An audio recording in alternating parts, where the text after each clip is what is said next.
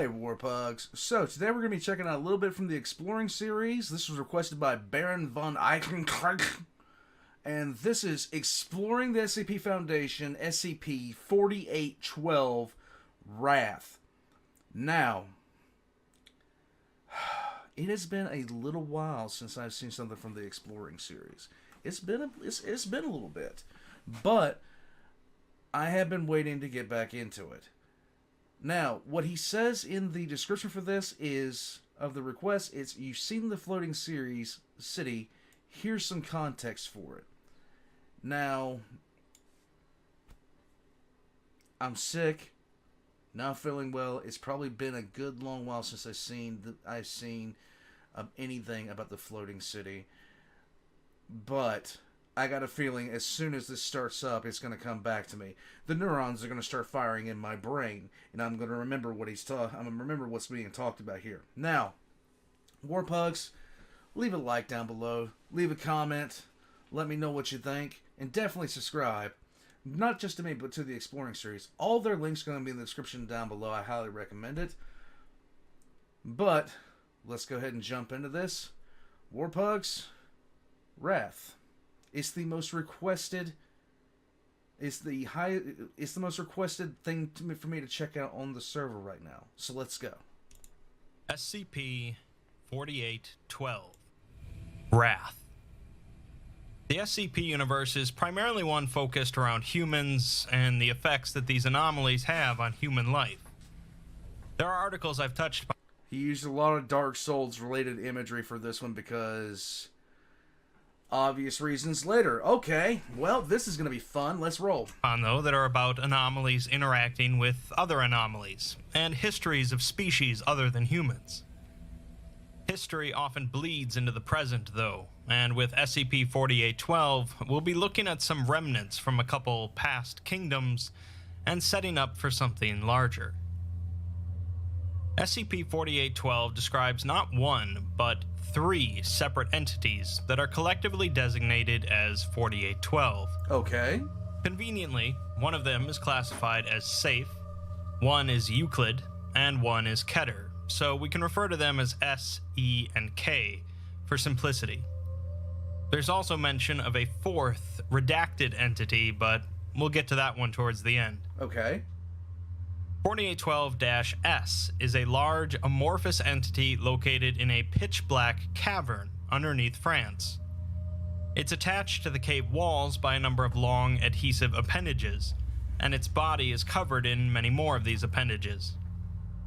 The entire entity is covered in fine, water-repellent hair. S's anomalous effect is that any living being that views it, either directly or through images or videos, will experience a violent, fatal reaction that is similar to covering your eyes, brain, and nervous system in extremely caustic acid. Damn. This effect is immediate and untreatable once initiated, leading victims to suffer severe pain, bleeding through skin and orifices, paralysis, asphyxiation, and eventually death. Right.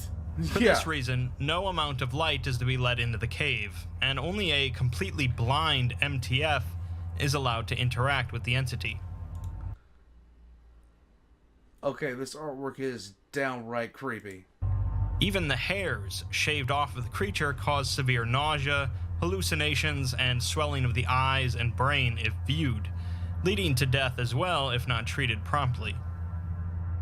Because of these effects, the Foundation isn't really sure what the creature truly looks like, but they do believe that its appendages extend deep into the earth around the cave. Since the cave is sealed with multiple maximum security vault doors, and 4812-S doesn't really do much, it's pretty safe. Okay. So far, so bloodborne, but we're ramping up now for 4812-E. E is a humanoid entity around 15 meters, or 50 feet in length, constructed primarily of platinum and other metals. Its anomalous effect is that it's a near-perfect heat sink, and the temperature around its body normally is extremely cold.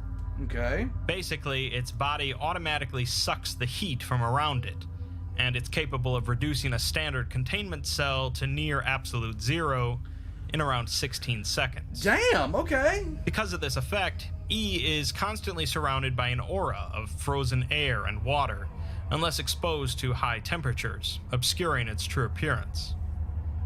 Obviously, this effect is pretty lethal to humans, killing in seconds as the water inside of their bodies freezes. E is contained then by being kept inside of a tank of molten iron, in a containment chamber that's kept at a constant 1400 degrees Celsius.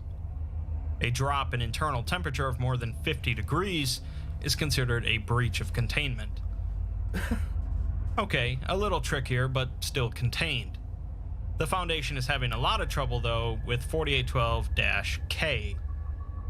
K is a massive winged insectoid resembling a cross between a stag beetle and a scorpion. It's roughly 180 meters, or nearly 600 feet in length, with 6 appendages, 2 of which end in large pincers, and a Let's just get Godzilla, okay?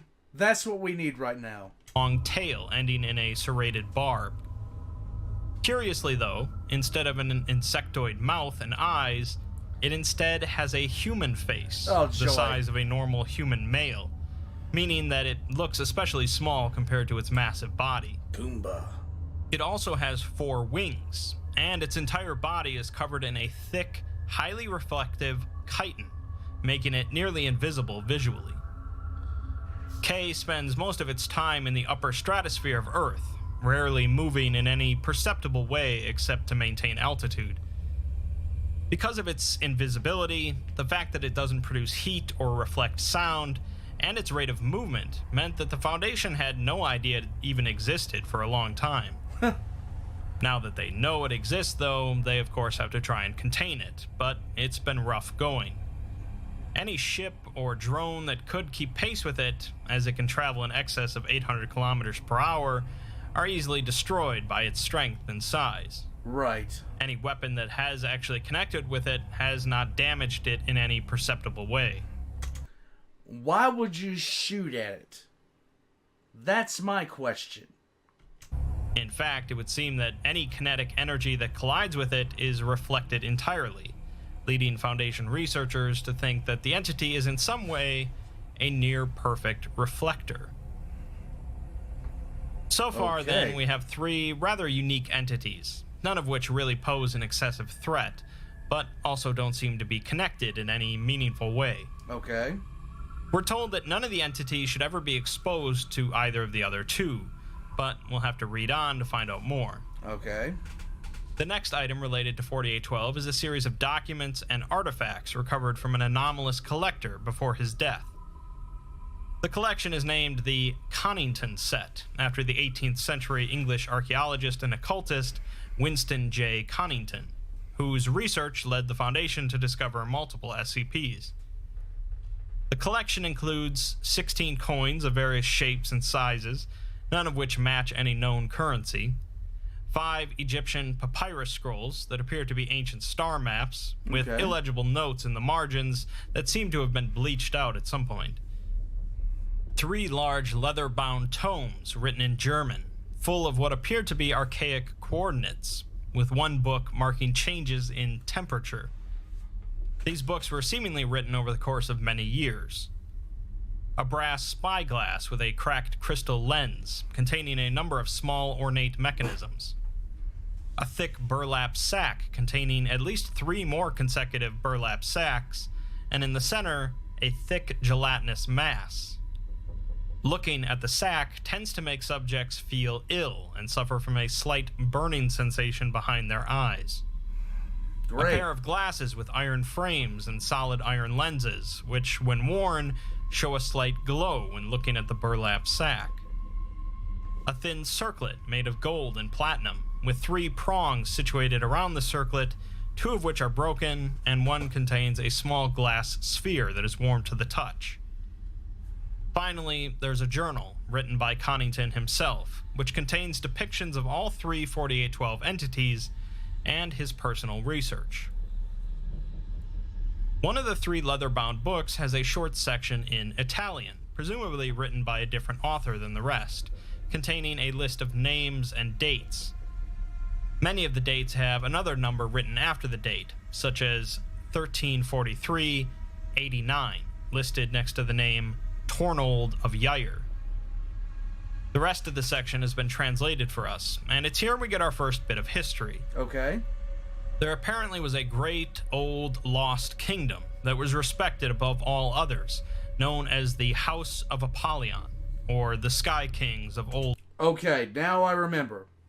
As soon as I heard the name of it, I remembered it. Europe. The first of their kings, Harion von Apollyon I, was said to have descended from the blood of the King of Crimson Skies, often called Assem, the First Man. The Sky Kings apparently ruled Old Europe for 100 generations, facing opposition from the Deva to the east and those faithful to the Iron God to the south, presumably meaning the Mechanites, the precursors to the Church of the Broken God. Yeah. The House of Apollyon were conquerors, and it was some conquered foes that first called King Idas von Apollyon Sky King, because it was said that his reach extended past the bounds of the earth. Complacency reared its ugly head, though, and eventually King Cyrus von Apollyon VIII grew bored with ruling Old Europe and set out to conquer an even greater realm. He looked past the lands of men, across the sea where the fair folk were said to live, and set sail with the largest army ever assembled on the path of unnecessary war. I've talked about fairies in the SCP universe before, Yep. in SCP-4000 and the Factory 001 proposal, but knowledge of these articles is irrelevant for this one. The fair folk were caught up in a war with the emerging power of the Children of the Moon, presumably meaning SCP-1000, and were blindsided by Saurus's attack. Their people were utterly brutalized and scattered, with the nobility stripped down and mutilated. Only one survivor was taken as a trophy, a Fey princess. The princess had other plans, though, and on the return trip, she cast a wicked spell upon the House of Apollyon and the Sky King in particular, bringing a terrible storm down onto the ships. During this, she prayed to an old and nameless god for vengeance upon the House of Apollyon, and legend says that her iron chains caught fire and burned Saurus's ship to cinder. Nice. They also say that Saurus himself was dragged down into the ocean depths by those same iron chains. The destruction wasn't total, and the remaining ships managed to still take the princess back to the kingdom where young Cyrus von Apollyon IX now ruled. Knowing what she had done, Cyrus threw the princess into a dungeon deep beneath the earth and sealed it, leaving her to rot in the dark. Lovely. To assist in preventing any further retribution from the fair folk and their dark magic, Cyrus appointed 4 great knights to defend the kingdom: Lahair the Fierce, Lancelot the Cunning, Hector the Stalwart, and Ogier the Faithful. So far, this is just starting to sound like the plot for Dark Souls 4, and while we can safely guess that the amorphous entity in the cave under France is the fairy princess, the explanation for the other 2 is a little murkier. Okay. Unfortunately, the majority of Connington's journal is written in a cipher, but a few short sections have been translated. One section quotes an archivist that worked for the House of Apollyon and discusses the first of the great profanities. Apparently, the voice of the enemy beneath the earth spoke to the souls of the 4 great knights, and Sky King Apollyon was forced to banish them. The long night settled over his kingdom, and the winter winds came from the east, but Hector did not answer. Okay. From the far darkness came something called the Venuvinex, or the Profane Restrictor, the first of the great profanities. The Venuvinex cast a cold hand across the king's only daughter, killing her. The king retaliated by taking the godless lance and the mammoth's hide and drove the spear into the Venuvinex, driving it into the flaming heart of the earth. Interesting. And it's worth noting that the 4 knights are not the 4812 entities. They became something else that isn't really relevant here. The point is that they couldn't protect the kingdom from these profanities, the first of which seems to be E, the metallic entity that sucks the heat from the air around it. The king lost his daughter to this monster, but he managed to drive it deep into the earth where the great temperature will subdue it, using the godless lance. As for the identity of this lance, if you're familiar with the Ouroboros cycle, Yes. you've heard of it before, referred to as the Spear of the Non-Believer. Yep. Another section discusses another of these profanities, the Profane Adamant, also called the Lamenelant, or the King of Many Faces by the Deva. This would be 4812-K, and it apparently caused a lot of issues for the Deva, as it appeared as if from a space beyond space to destroy their kingdom. Anything that the Deva and their warriors tried to do against the creature was turned back on themselves, and when they had been ground into dust, the creature took their faces and returned to the skies. Yay! The final of the profanities was known as the Profane Dark, as it festered in the enemy's grave until it soaked through the earth and burst out. It proceeded to pull the Sky King into the void, and the Sky King cursed it by calling it Yash, the Last Foe of Man. And when the Sky King watched as his kingdom was ruined without the assistance of the four knights, all he could repeat was one word: wrath. The author says that he has seen the face of the Lamenelant, and he knows of the fiery chasm in which the Could that be the flesh? Is that the flesh that hates? Venuvenex sees. I don't think so. But he dares not seek out the Profane Dark. Quoting another author, they write that the eyes of Yash offer no release into death, only the winding roads of torment that lead to the puller of eyes and sharpener of spines, where no man returns and no voices are heard. The castle of fire, the king of crimson skies, the reaper of dreams flees from the eyes of Yash, the last scream of the nameless folk beyond the sea. Men scream out and are silenced. The light of the sun invites order to the most fundamental nature of this world, and the Yash abhors it. Wrath. Wrath. Wrath. Huh. This would seem to be the redacted entity mentioned only briefly at the start, the greatest of the three profanities, and what sounds like quite a cosmic horror. Enough history, though. Let's bring things back to the present with the Foundation's containment efforts of S, E, and K. K first came to the attention of the Foundation in 1964, when it passed over the northern USSR and was mistaken for an experimental US aircraft, causing Soviet fighters to engage it. K rapidly ascended and disappeared from sight before re-engaging the fighters at high speeds and quickly destroying them. Nice! Since then, K has only been detected a handful of times, mostly due to visual distortions caused by its reflective skin. It seems to follow a vague pattern over the Earth, often passing over the containment sites of S and E, as well as something else which is redacted. E was found shortly after the Foundation received the Connington Set, following up on some coordinates in one of the tomes. This led them to a thermal anomaly beneath a lake, and their investigations ended up opening a fissure beneath the lake, causing temperatures to rapidly drop as E was released from the thermal vent it was trapped in. Good game. An MTF was brought in to contain the entity, but its temperature-draining effect made this difficult. Worse still, E was beginning to move towards the nearest population center, resulting in the MTF utilizing long-range artillery weapons to bombard it. The combination of a controlled gas explosion next to E and a mass of molten slag being dropped on top of it by remote drone led to the entity finally being contained. As for S, the Foundation administrator had mentioned the site of the cave in his notes as a location of interest, since other occult investigative organizations had known about the cave for some time. Up until Foundation involvement, though, they believed that the cave itself was an anomaly, since no one who had gone in had ever come back out. On June 9th, 2002, 3 months after the containment of E, K was seen diverting from its normal flight pattern, heading towards an area in the North Sea. For some reason, K had suddenly engaged with a global occult coalition transport ship Oh boy. An action that had so far never been recorded, as K only normally attacked when provoked. The Foundation swooped in to assist, and managed to drive away K from the transport ship. They then offered transport assistance to the ship, but the GOC refused and continued on, eventually docking in Norway.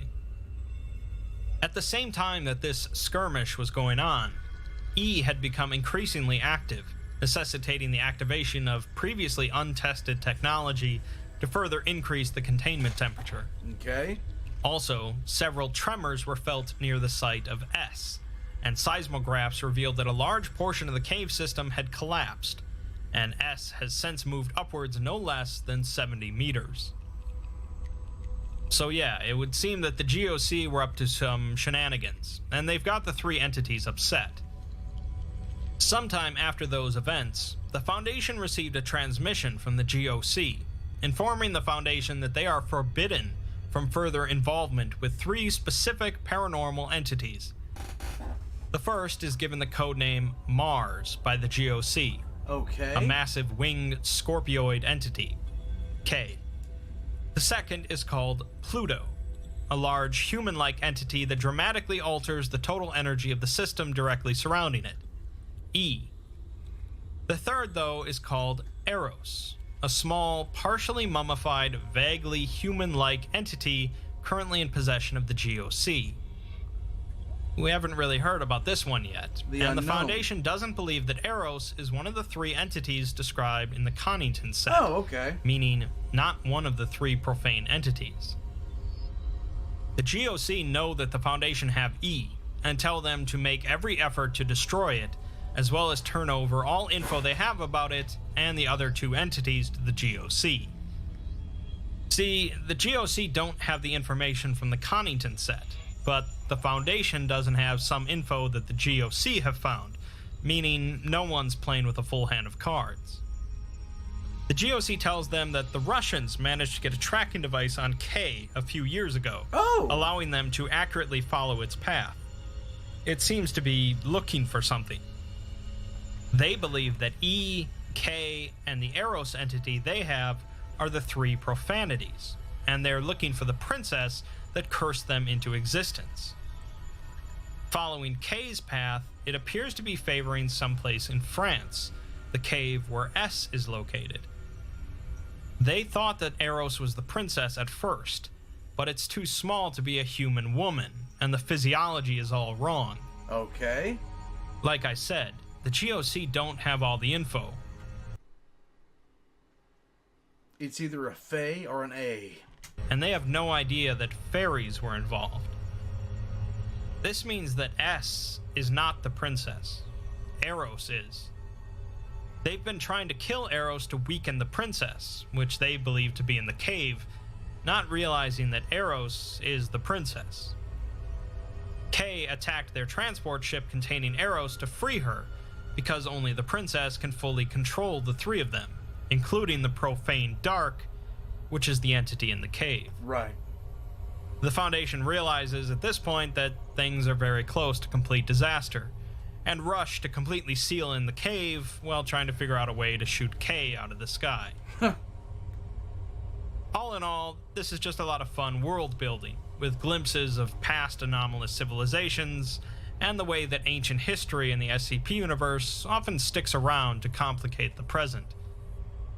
I mostly covered this SCP to provide some background info for another SCP, 4840, but it's a great article on its own too.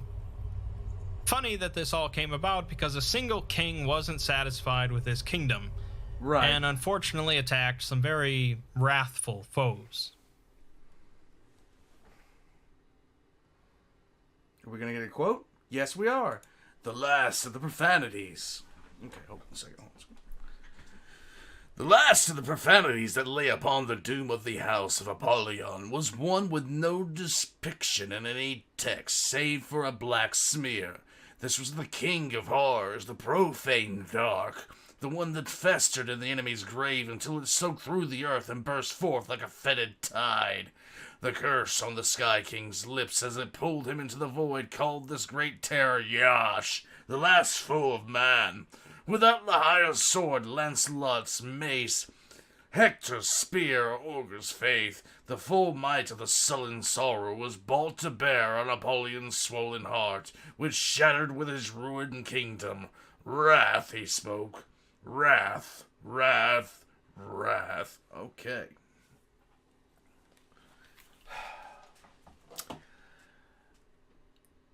So, with ones like this, it's a little bit more of a thing for me to get involved in it because it involves time scales that are just...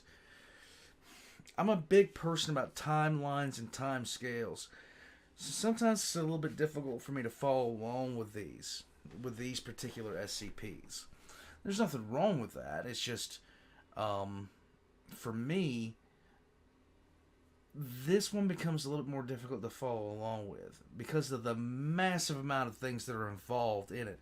Some of these different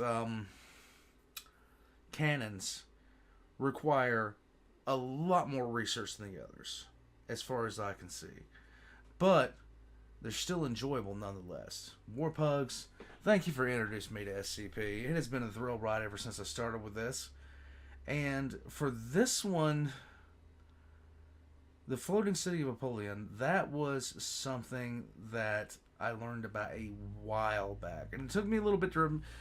Once he actually mentioned the name of the city, it kind of came back to me. And the thing about it is, like, this is apparently of the time of Bigfoot before the Sasquatch were wiped out, which was quite a length of time ago. It's kind of difficult to really go into. I'd have to check out a few more things and go back and recheck out a few things to kind of put this in a time scale for myself. But, Warpugs, leave a comment down below. Hit the like button. Check out more of the Exploring series. He's currently going through Warhammer 40k right now, which I fully endorse because, well, I'm me. And in any case, thank you for making the suggestion, Coconut. Was this Coconut? I don't think this is Coconut. This is Baron. I'm an idiot. Don't worry about me. Warpugs, I'm heading out. I'll catch you guys next time. Just 3 profanes, 4 knights, 2 lands, 1 asshole king. Just give me about 7 more